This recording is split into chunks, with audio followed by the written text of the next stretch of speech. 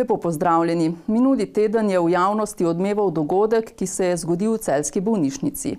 Tam so zamenjali identiteto dveh starejših bolnikov, ki so ju iz Trubarjevega doma upokojencev iz Loke pri Zidanem Mostu sprejeli hkrati.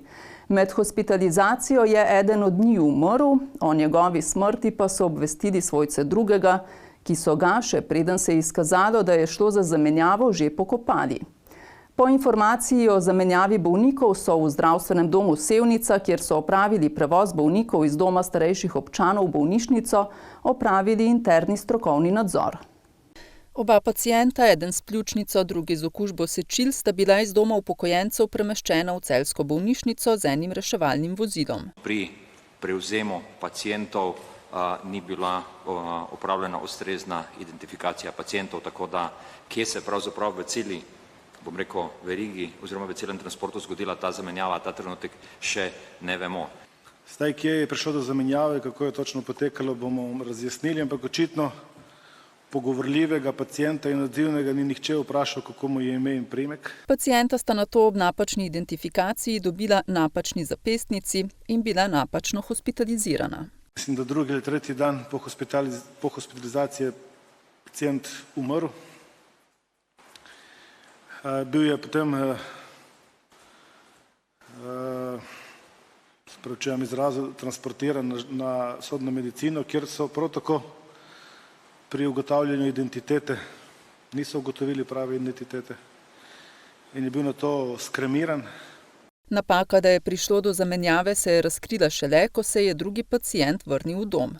Prevoz bolnikov v celjsko bolnišnico sta opravila reševalca zdravstvenega doma Sevnica, kjer so izvedli interni strokovni nadzor, ki je pokazal, da med samim prevozom ni prišlo do zamenjave identifikacije. Naša dva zaposlena trdita, da sta od negovalnega osebja Trubarjevega doma Sevnica sprejela dokumentacijo in pravo osebo med vožnjo. Ravno tako, kajti drug človek, ki je bil pod CD, je odgovarjal, smiselno odgovarjal na vprašanja in na ta način je bilo tudi predano v bolnišnico. Ob prevozu v bolnišnico so sicer izdali 2 delovna naloga za vsakega bolnika posebej. Bolnika pa so, kot smo že omenili, prepeljali skupaj v istem reševalnem vozilu. Tomšičeva zagotavlja, da gre za ustaljeno prakso in da so ravnali po pravilih. Kot zatrjuje, delovni nalog ni vezan na prevoz, pač pa na bolnika, zato so morali izdati 2. 2 člana ekipe za nenujne reševalne prevoze s spremljevalcem tudi potem napišejo poročilo, zahtevano poročilo.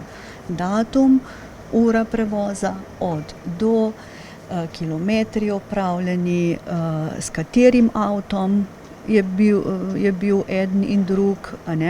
Torej, v tem primeru se je skladalo, da je v istem časovnem obdobju in z istim avtom sta bila prepeljana 2. Pravzaprav je šlo v celi verigi, torej od predaje pacientov iz doma starejših občanov, prevoza, sprejema v bolnišnici, zdravljenja in na koncu tudi kremacije oziroma popelitve, pravzaprav vse narobe v celem procesu oskrbe, prevoza in pa tudi zdravljenja pacientov. Kot so sporočili na današnji tiskovni konferenci, naj bi do zamenjave identitet pacientov prišlo ob predaji iz reševalnega vozila v bolnišnico. S primerom se sicer ukvarja tudi policija. Zaradi tega odmevnega dogodka v zdravstvenem domu Sevnica že ukrepajo. Po besedah direktorice Vladimire Tomšič med drugim vzpostavljajo protokol identifikacije. Skladno z ugotovitvami internega strokovnega nadzora se je vodstvo zdravstvenega doma Sevnica odločilo, da začnemo takoj proaktivno organizirati identifikacijo pacientov.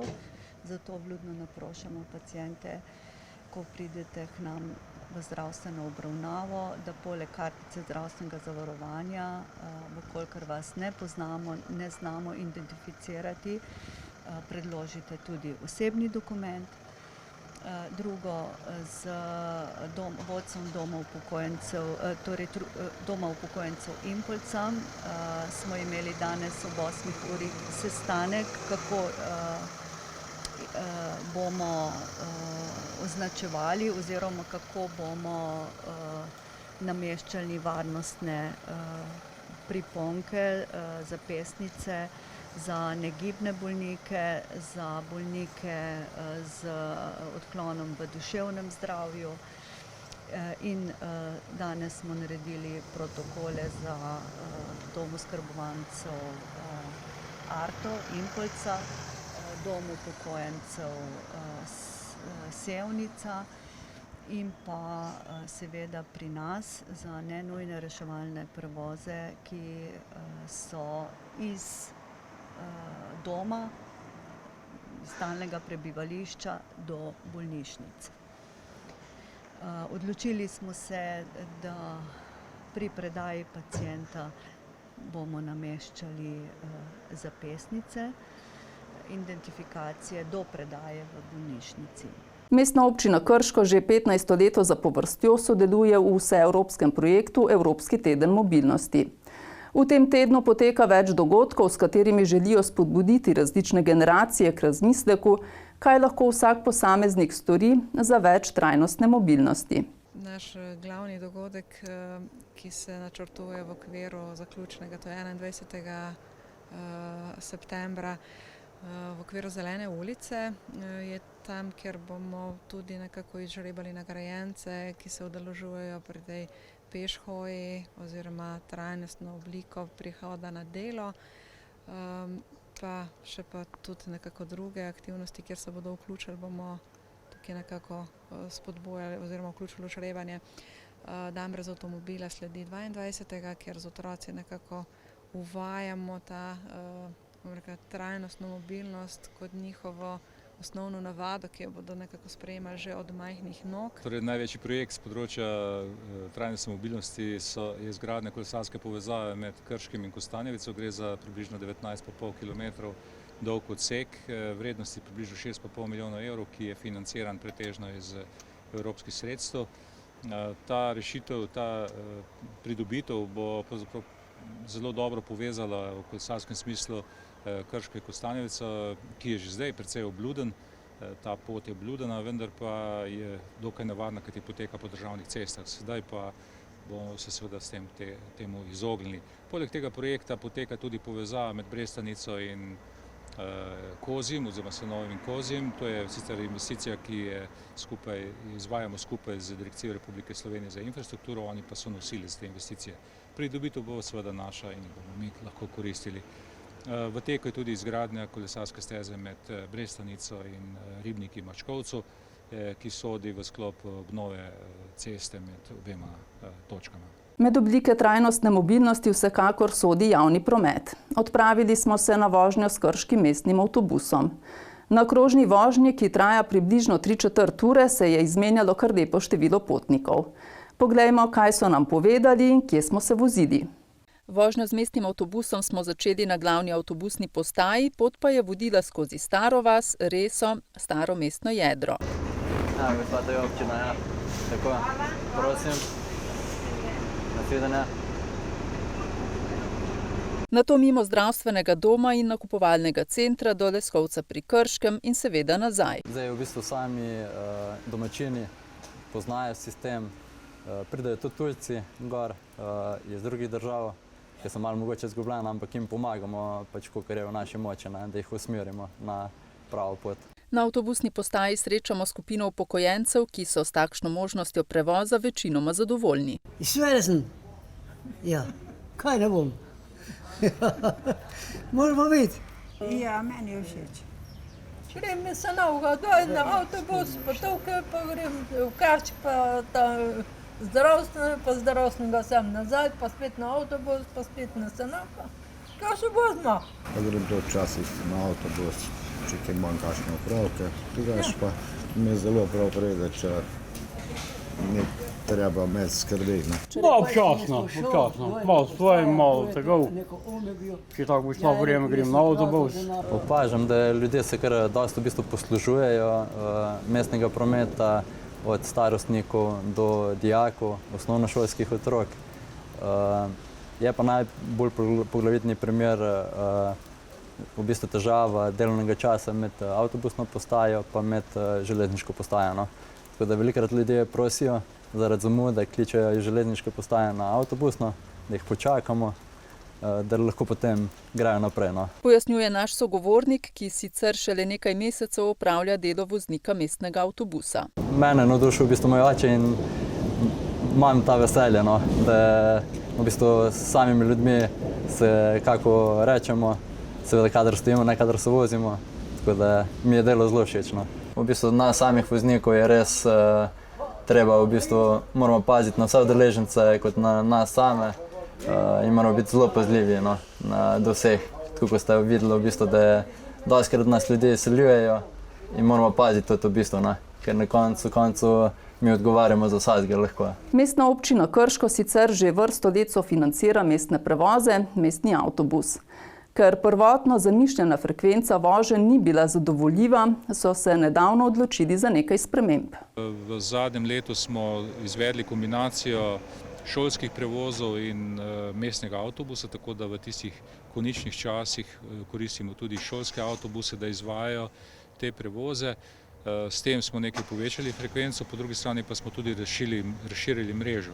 Vsekakor s tem še nismo zadovoljni, kajti če bi želeli, da bi bil mestni avtobus bolj uporabljen, v tem primeru bi morala biti frekvenca takšna, da bi recimo lahko pešec čakal na prevoz z avtobusom največ do 15 minut, vsaj na teh glavnih relacijah, to so pa relacija Trikotnika, Videm, Staro mestno jedro, se pravi upravni center in pa zdravstveni dom in trgovski center. Vsekakor to rešitev bo šla v smeri tudi nabave večjih manjših avtobusov, namesto morda sedaj predvidenega električnega avtobusa, ki ne bi stal nekje okrog 500 000 evrov. Kulturni dom Krško v letošnji gledališki sezoni 2022-2023 ponuja nekoliko prenovljen gledališki abonma, ki so ga v petek predstavili na novinarski konferenci. Poglejmo izjavo direktorice Darje Planinc. Še vedno ostajamo v strukturi 3 abonmajev zelenega, modrega in pa rumenega za najmlajše, za otroke od 3. do 9. leta starosti. Ko govorim, da je abonmajski program za odrasle, to sta modri in zeleni abonma, nekoliko prenovljen, je prenova v tem, da v letošnjem programu ponujemo 3 skupne gledališke predstave, ostale 3 pa si lahko abonenti, oziroma ostale 3 pa so specifične za posamični abonma, in sicer za zeleni abonma je poudarek na 3 komedijah, v modrem abonmaju pa poudarek na drami. Seveda bodo abonenti dobili tudi eno darilno, dodatno predstavo, in sicer na način, da si modri abonenti izberejo predstavo iz nabora 3 komedij, zeleni abonenti pa predstavo iz nabora 3 dram. V otroškem abonmaju, se pravi, sledimo izboru najkakovostnejših predstav slovenskih gledališč, ki so tudi na seznamu Zlate paličice. Rumeni abonma sestavlja 6 kakovostnih gledaliških predstav, skozi katere otroci reflektirajo sodoben čas, pravljični čas in jih skozi te predstave vzgajamo tudi kot bodoče abonente zelenega ali modrega abonmaja. Iz Kulturnega doma Krško pa v Kostanjevico na Krki oziroma tamkajšnjo galerijo Božidar Jakac, kjer je na ogled retrospektivna razstava Vladimirja Makuca, ki prikazuje razvoj njegovih 7 ustvarjalnih desetletij. Jedro razstave predstavlja 53 grafik, ki jih je Makučeva družina donirala galeriji Božidar Jakac. V razstavo so vključili še nekaj drugih del, s pomočjo katerih so lahko pripravili kronološki vpogled v delovanje Vladimirja Makuca. Razlog za razstavo je ta, da je Vladimir Makuc eden vidnejših umetnikov iz tega slovenskega, bivšega jugoslovanskega ali pa širše mediteranskega prostora, pač en vidnejših umetnikov druge polovice 20. stoletja, ki je praktično deloval skoraj 70 let in je zapustil eno ogromno likovno zapuščino. V galeriji Božidar Jakac skozi retrospektivo skušajo predstaviti vse, kar je Makuc delal. Njegove začetke skozi grafiko do pozne kariere, ko se je obrnil v kiparstvo in slikarstvo. Začenja se z 50 leti, z deli, med katerimi mnoga sploh še niso bila nikoli objavljena ali pa javno predstavljena. in se potem nadaljuje z 60-imi, 70-imi leti, ko je v bistvu Vladimir Makuc deloval predvsem na področju grafike. V tistem obdobju je bila namreč grafika izjemno priljubljena in podprta s strani kulturne politike. Čeprav je bil Vladimir Makuc predvsem znan kot grafični ustvarjalec, se je v 80-ih letih začel intenzivneje ukvarjati s slikarstvom. Njegovo slikarstvo, sliko je že prej, ampak zaradi recimo samih tehničnih prostorskih kapacitet ni mogel. Namreč Vladimir Makuc je šele nekje v sredini 80-ih prvič dobil atelje, predtem je delal v svoji dnevni sobi in zaradi tega so posledično dela precej majhna. Skratka, od 80-ih let naprej se pa v bistvu razširi ta njegova praksa. Tako da gre, predvsem se povečajo formati del, ogromno je slik, začne delati skulpture v keramiki, v porcelanu, pa recimo tapiserije. Skratka, starejši kot je, bolje razvejan, dodaja Miha Colner. Medtem pa se njegov motivni svet ves čas ponavlja, predvsem krajina, ki ga je spremljala celo življenje. Za konec pa poglejmo še na naš spletni portal eposavje.com.